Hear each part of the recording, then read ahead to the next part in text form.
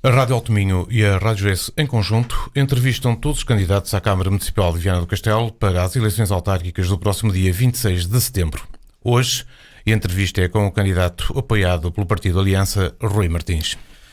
Rui Martins é arquiteto de profissão, tem 66 anos e concorre às próximas eleições autárquicas apoiada pelo Partido Aliança.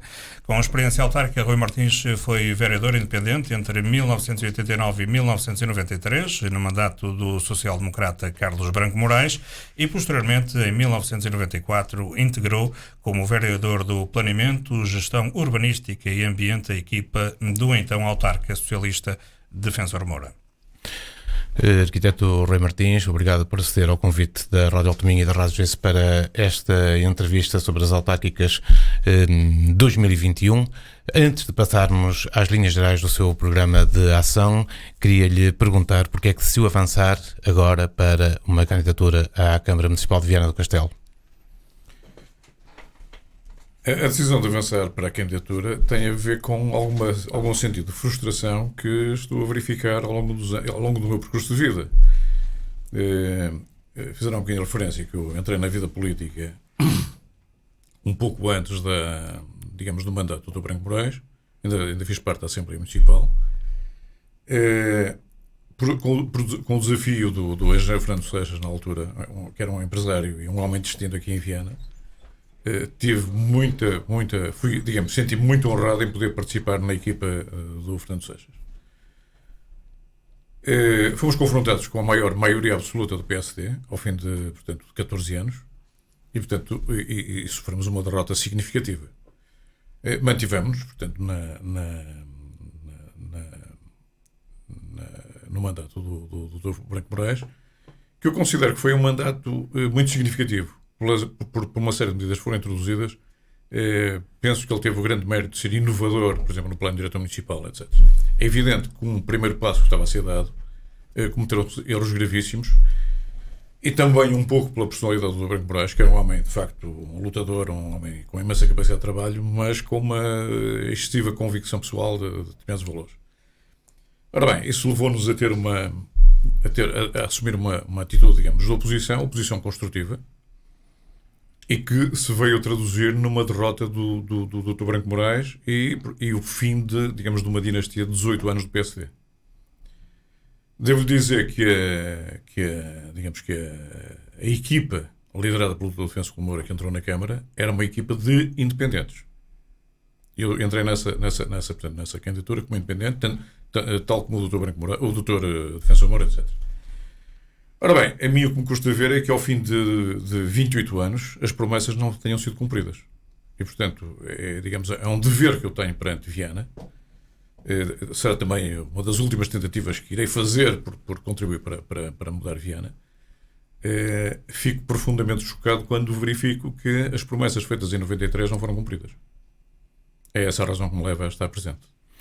Antes de particularizarmos um pouco os pontos do seu programa, queria que nos traçasse, em linhas gerais, de que é que consta este seu programa de ação. Olha, fundamentalmente, há uma questão que eu acho que é fundamental. Eu entendo que quanto menor o Estado, melhor a sociedade. E, um dos temas fundamentais que foram lançados na oposição ao Dr. Branco Moraes foi exatamente libertar a sociedade, permitir que o cidadão seja promovido pelo seu mérito, que não haja, uma opressão, uma presença permanente do poder municipal. Infelizmente, 28 anos depois, vemos que nada disso existe. Hoje, nós vemos que a sociedade está completamente dominada pelo município.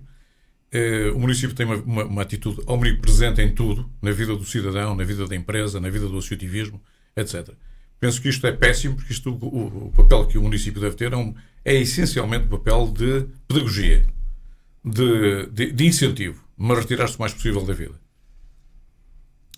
O que é que acha, então, que durante estes 28 anos a população tem dado este voto de confiança constante ao Partido Socialista? Olha, infelizmente, por uma situação, quanto a mim, muito simples, é que não há democracia sem oposição. E aquilo que se tem visto é que, a oposição à dinastia socialista, que se perpetuou durante estes 28 anos, não existe. Nós temos hoje presente o Dr. Eduardo Teixeira, que é uma pessoa que eu muito prezo, uma pessoa simpática, conheço há muitos anos, tenho uma relação muito cordial com ele.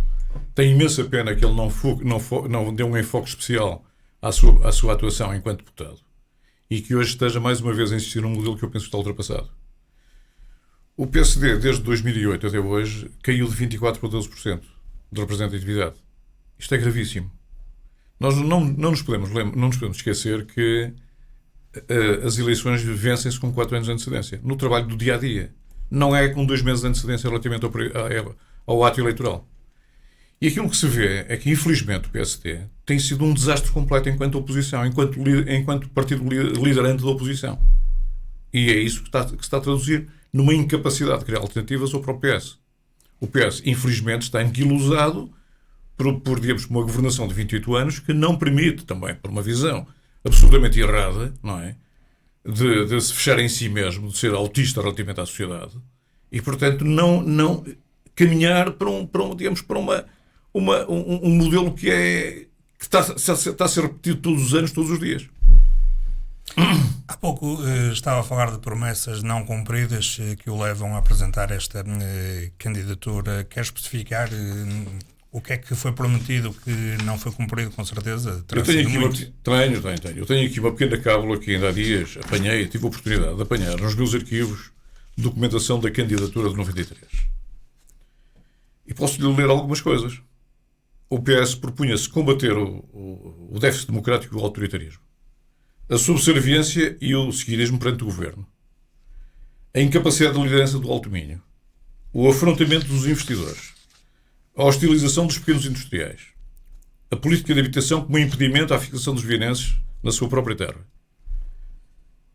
o excessivo protagonismo atrofiando, substituindo as associações, os grupos cidadãos como agentes culturais, reduzir as taxas municipais, exigir maiores verbas à administração central, criar melhores condições de instalação de investidores, mais empregos e melhores condições de vida, revisão do plano diretor municipal. Repare que o plano diretor municipal, nesta altura, era uma novidade. Creio que foi o primeiro plano diretor municipal do país. E o plano diretor municipal não pode ser uma cartografia física do território. Tem que ser uma alavanca de desenvolvimento. Mas mais coisas. Planos de pormenor nos espaços urbanizáveis das freguesias rurais. Incentivos à fixação de residentes nas freguesias rurais. Das promessas resultaram, já agora posso também adiantar alguma coisa. Houve um compromisso, eu tenho tentado saber isto, mas houve um compromisso entre a Administração Central e o Governo Municipal de então, liderado pelo Dr. Branco Moraes, para que a duplicação de traçados de autoestradas, digamos, o passo em Ponte Lima e o passo em Viana, portanto, houve um acordo de que, com os 2 traçados que foram criados, a autoestrada Viana, ou melhor, o IC1 Viana-Porto nunca seria portajado. Teria um perfil de autoestrada, mas não portajado. Isto foi discutido e foi pedido pelo Dr. Branco Moraes um voto por unanimidade para levar isto como argumento de defesa deste projeto em Lisboa, no Governo Central, do professor Cavaco Silva, na altura. O que aconteceu? O IC1 transformou-se em A28 e passou a ser portajado. Portanto, as relações de vizinhança com o Grande Porto passaram a ser pagas. Mas pior ainda, sem qualquer tipo de manifestação, passamos a ter uma zona industrial vital para a cidade, ou para o município, a ser protegada. Portanto, esta é uma das contradições daquilo que era apresentado em 93. Mas mais coisas. A extinção da região de turismo de Alto Minho. Como é que é possível um dos maiores patrimónios que Viana e o Alto Minho criou, foi extinto, sem qualquer tipo de oposição. Mais coisas. Destruição de edifícios emblemáticos em Viana ligados ao turismo. O Hotel Afonso III, o Hotel Aliança, o Luzia-Mar, etc, etc. O Viana Sol também. O Porto Mar, que era um porto, que não sei se lembram disso, que era a Junta Autónoma dos Portos do Norte, havia um perfil de alguma autonomia, passou a ser uma dependência, um anexo do Porto de Leixões. Com as consequências que nós hoje estamos a ver, não é? De Frente Ribeirinha está completamente abandonada. Um projeto construído em 92, a Marina, está completamente abandonado. É um escândalo, porque é o primeiro porto de entrada do país, está chegamos a ser a segunda marina do país, a seguir a Vila Moura. Competíamos lado a lado com Baiona, aqui a 30 milhas a norte de Viana. Neste momento nós estamos numa atitude absolutamente andrajosa, não é? Em que vêm aí navegadores de recreio, por exemplo, que não têm um sítio onde acostar. Mas não é só isto, não é só da náutica de recreio. A pesca hoje, os senhores têm, se verificarem na Forpescas, tem um pórtico que custou 800 mil euros, que está hoje encalhado, porque a areia atolou completamente o cais de manobras. Os pescadores hoje não têm um cais para fazer operações de embarcações. Tem que ir para a Vila do Conde, para a Povo, etc. Mais coisas ainda. Perdas de serviços estaduais. Nós tínhamos uma série de serviços que podíamos tratá-los diretamente aqui. Estão a ser completamente esvaziados. E Viana hoje está completamente secundarizada no plano da administração pública. A habitação cooperativa e custos controlados, o que é que se vê? Nada. Não é? Vê-se, isto depois podemos falar mais à frente. A alienação da água é outra perda da soberania de Viana, que é absolutamente escandaloso o que se passou. A questão do lítio é a perda de soberania dos nossos recursos naturais, por exemplo. São apenas pontos que eu lhes queria dizer, digamos, as contradições entre as promessas e aquilo que não se fez. É evidente que eu sinto-me indignado com o estado a que se chegou. E aí, nesses seus apontamentos, não consegue encontrar nada de bom que tenha sido feito? Tem, não, é indiscutível. É indiscutível. Repara, Viana, do ponto de vista da infraestrutura, melhorou substancialmente. Os seus dois têm fruto do Polis, da intervenção de Polis, fez-se uma requalificação dos espaços urbanos. Mas isto, repara, para mim, digamos, o desenvolvimento económico não se faz à custa das pedrinhas da calçada, faz-se à custa das pessoas. É preciso mudar, mudar a atitude comportamental das pessoas. Fazer é agradável. Passeamos hoje na cidade com as pedrinhas da rua todas organizadas, mas é muito desagradável vermos o património edificado, o património habitacional, que está todo num caos, não é? E com situações muitíssimo complicadas de também capacidade de intervenção. Porque hoje, se não vê capacidade de intervenção nos antigos proprietários, vê muitas das vezes capacidade de intervenção dos especuladores. O que é gravíssimo também. É a destruição profunda da forma de habitar, da forma de investir, etc. Em todas essas situações não cumpridas que elencou aí, tocou num assunto que tem sido muito polémico ultimamente, que é a questão da alienação das águas e a criação da empresa Águas do Alto Minho. Como é que o Rui Martins olha para esta questão da criação desta empresa e de toda essa polémica que tem gerado na sociedade vienense? Eu diria, obviamente, provocava a reversão das águas. Isto porquê? Porque não me passa pela cabeça que, em primeiro lugar, eu penso que a água não pode ser apenas uma infraestrutura. A água é um elemento estratégico de solidariedade territorial. E, portanto, aquilo que eu penso é que a água nunca devia ter sido alienada. Os modelos empresariais não têm que ser feitos à custa da extinção das empresas. Podem ser feitos à custa da parceria das empresas. Precisamos ter escala. Concordo plenamente com isso.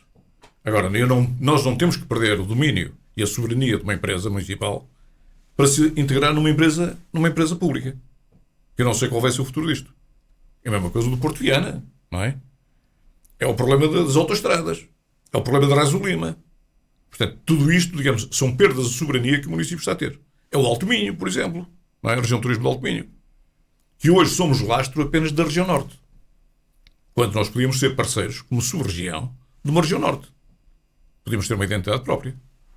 Que atitude tomaria em relação à empresa Águas do Alto Minho se fosse eleito Presidente da Câmara? Era isso que eu lhe estava a dizer. Tentaria tudo por tudo para reverter o processo. Porque entendo que a água tem que ser gerida, é um elemento absolutamente fundamental, é um elemento de solidariedade territorial e, portanto, tem que ser trabalhado de uma outra forma, digamos, como arma política também. Foram apontados vários erros desde a criação desta empresa, da ADAM. Desde essa criação até agora, atualmente, conseguiu encontrar alguma forma que o pudesse fazer mudar de ideias ou mantém esta posição? Que é uma questão de princípio, percebe? É uma questão de princípio. Eu penso que a água, por exemplo, o gás e a energia elétrica são infraestruturas essenciais hoje à vida humana. E, portanto, elas não podem ser transformadas num negócio. Elas têm que ser armas políticas, aliás, o que está a passar em toda a Europa. houve imensas privatizações de água que hoje estão a ser revertidas.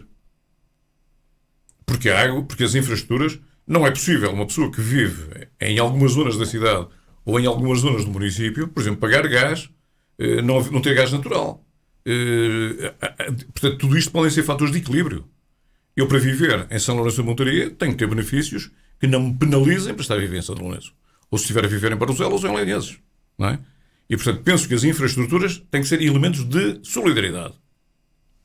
Da forma que, como este negócio foi feito, acredita que essa reversão ainda é possível? Acredito que sim.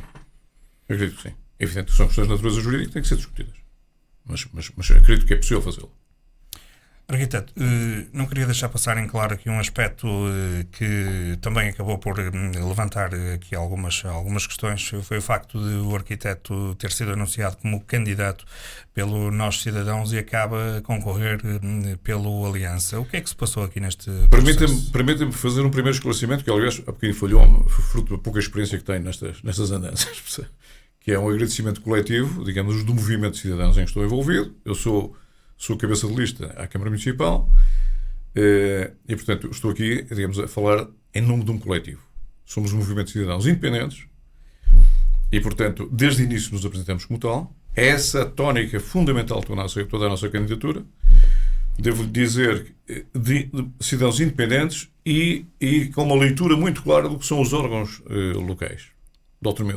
Os órgãos locais.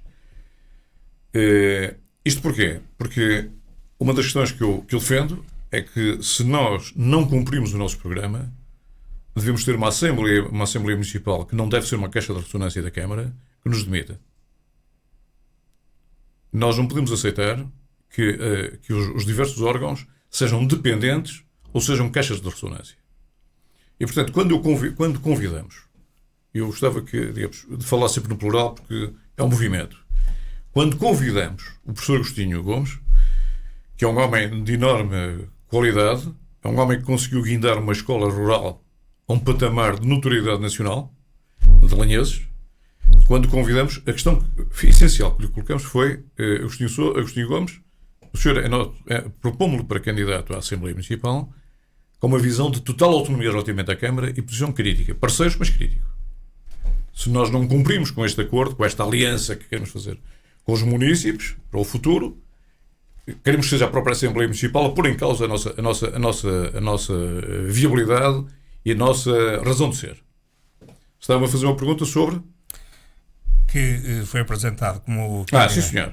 É uma coisa absolutamente irrelevante para mim. Neste momento, considero esse episódio do mais lamentável que há em termos democráticos. Infelizmente, quando criticamos os grandes partidos, percebemos, infelizmente, também sou um pouco ingênuo, percebe, que na política há muito negócio. Está a perceber? E, portanto, a questão que eu queria, de uma vez, por simplesmente, já virei a página disto, aliás. Lamento imenso que isto tenha acontecido, mas, digamos, faz parte da minha maneira de ser, que é acreditar primeiro nas pessoas e depois duvidar. Parto sempre desse princípio. E, portanto, foi uma página que já virei. Não quero saber o que é que se passa com essa gente. Ainda ontem tive notícias muito simpáticas relativamente ao comportamento e ao perfil ético dessa gente e, portanto, neste momento virei a página. Sinto muito honrado, sentimos todos muito honrados por ter havido um partido que fazia parte da coligação, que é o Aliança, que manteve de uma forma honrada a sua palavra, dizendo que nos apoiava sem qualquer tipo de exigência. Isso foi sempre uma questão fundamental. Há um movimento de cidadãos de Viana, estão descontentes com a partidocracia em que vivemos e, portanto, vamos avançar com os nossos princípios apoiados pelo Aliança.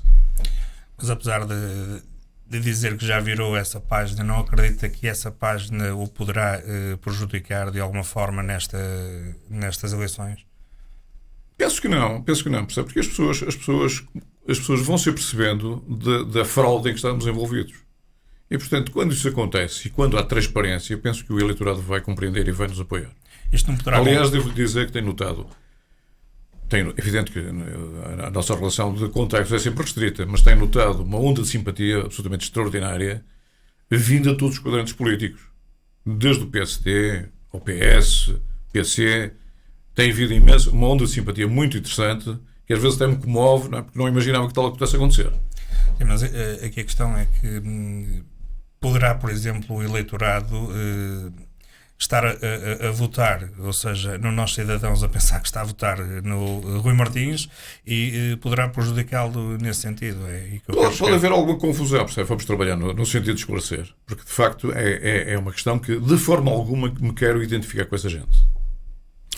Voltando aos pontos do seu programa, refere frequentemente o urbanismo como um pilar das suas prioridades para Viana do Castelo. Eu gostava que especificasse um pouco mais esta questão do urbanismo na cidade. Repara uma coisa, eu no meu percurso de vida, digamos, tenho naturalmente, por uma questão de formação académica, tive o privilégio de ser formado numa escola, era a antiga ESBAP, Escola Superior de Belas Artes do Porto, em que tive uma pleia de mestres absolutamente notáveis, desde o Fernando Távora, o Álvaro Cisa, Alcino Soutinho, Domingos Tavares, Alfredo Matos Ferreira, portanto, gente de uma craveira absolutamente notável. O Souto Moura foi meu colega mais velho, etc. E, portanto,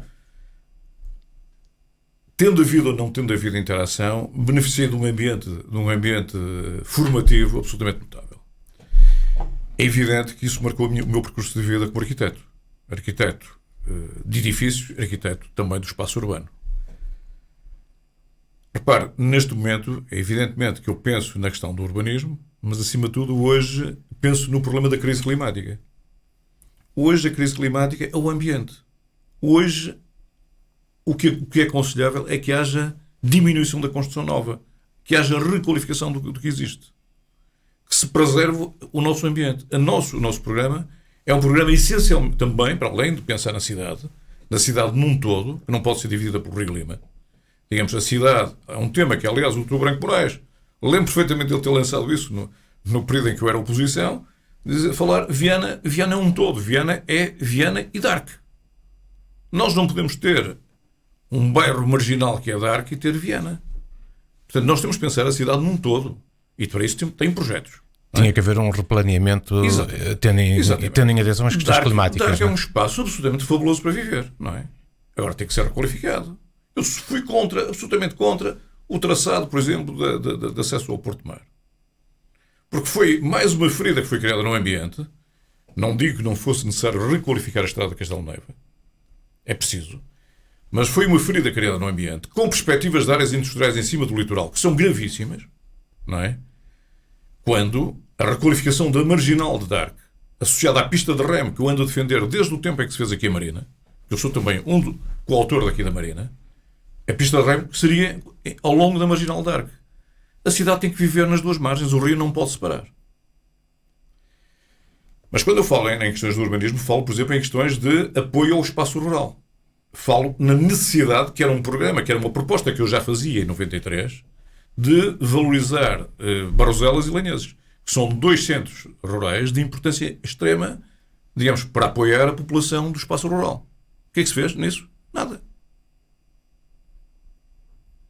Mas, digamos, quando estamos a falar em termos de ocupação do território, aquilo que eu considero que é fundamental hoje é pensar-se na reflorestação, é pensar-se na fixação da população que vive no espaço rural.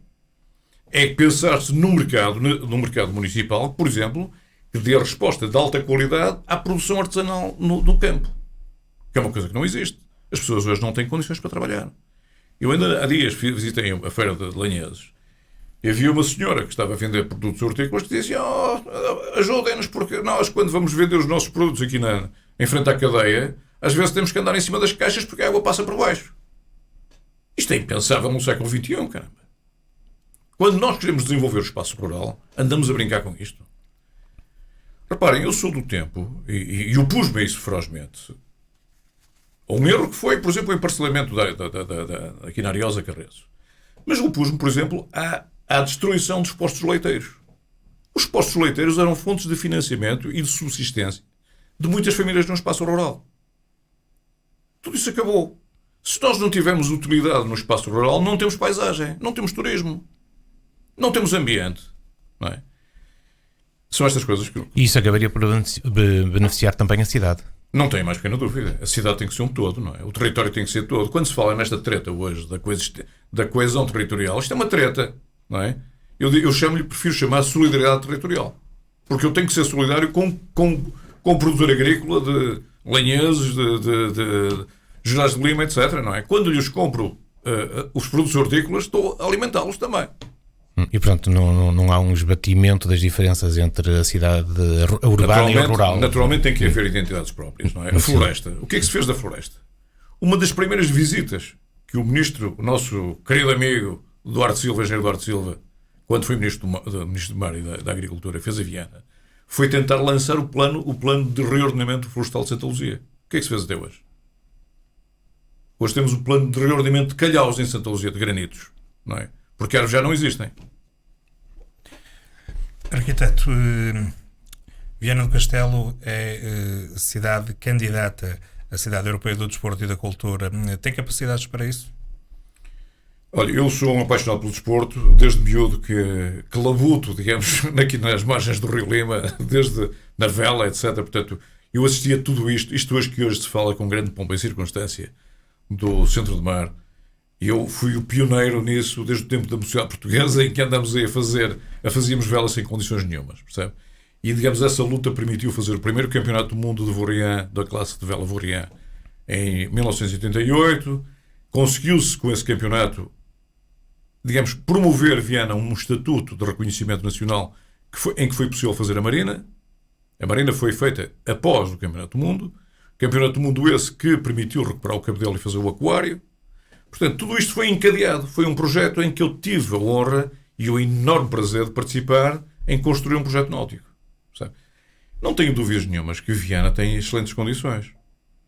Viana é uma cidade que hoje tem uma centralidade extraordinária no norte.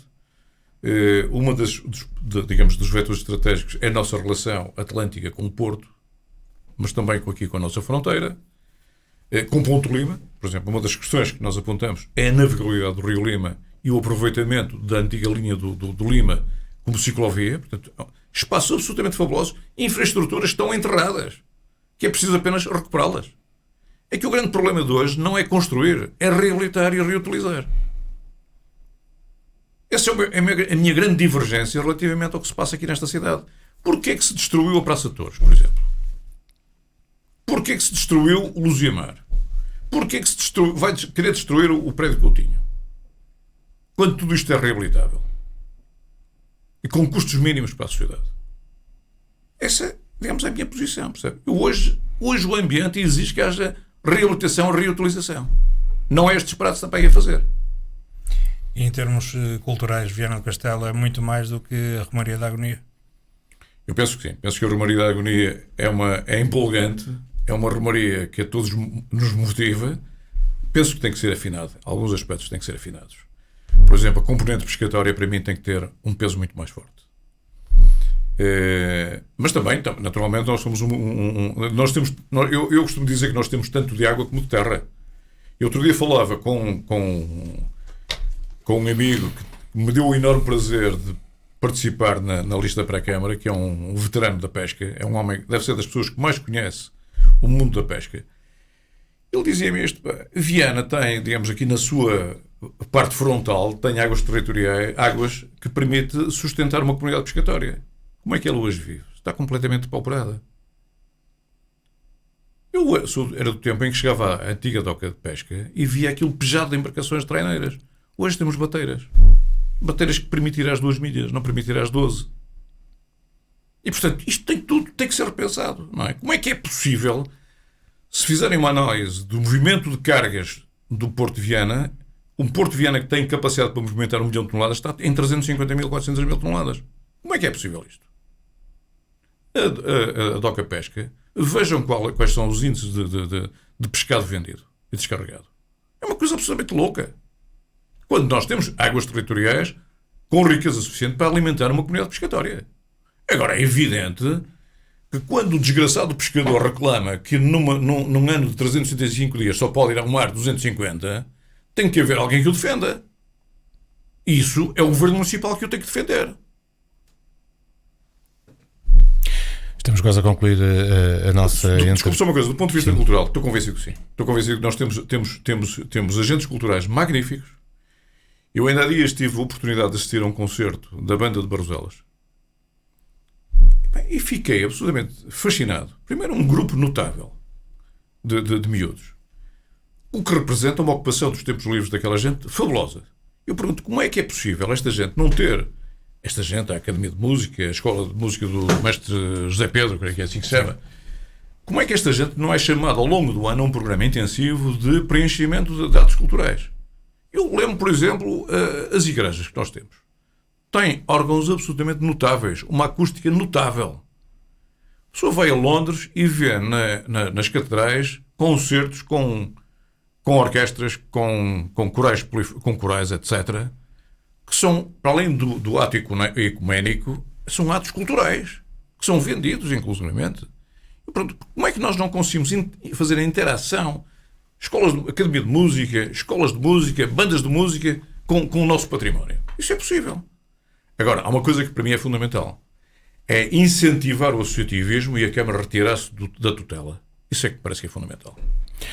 Quase a concluir a nossa entrevista, arquiteto Rui Martins, que considera ser o melhor resultado e um bom resultado para a sua candidatura? Pela experiência que eu tenho, o único resultado que eu almejo é a vitória, é ganhar a Câmara. Somos uma alternativa, somos independentes, é a primeira vez que isso acontece. Aliás, será em certa medida a segunda, porque quando em 93 ganhamos a Câmara, éramos independentes. E, portanto, neste momento o objetivo é ganhar a Câmara, indiscutivelmente. Não há alternativas. Temos um PS que está completamente exaurido de criatividade, é mais do mesmo. Temos um PSD que vimos o declínio enquanto oposição, e, portanto, creio que o eleitorado compreenderá, e, digamos, temos um movimento de independentes que penso que é suficientemente credível, tenho uma equipa absolutamente notável, quer ao nível da Câmara, quer ao nível da Assembleia Municipal, e, portanto, a expectativa que eu aponto é para a vitória nas eleições autárquicas. E se não vencer a presidência de Câmara, assume a vereação? Não tenho qualquer dúvida que também eu assumirei. Obrigado, arquiteto Rui Martins. Voltamos a encontrar-nos no debate conjunto que a Rádio Alto Minho e a Rádio GES vai promover no próximo dia 16 de setembro no Auditório Lima de Carvalho. Lá nos encontraremos então para o debate conjunto. Muito obrigado. Muito obrigado em nome pessoal e em nome da minha equipa. Obrigado. Muito obrigado.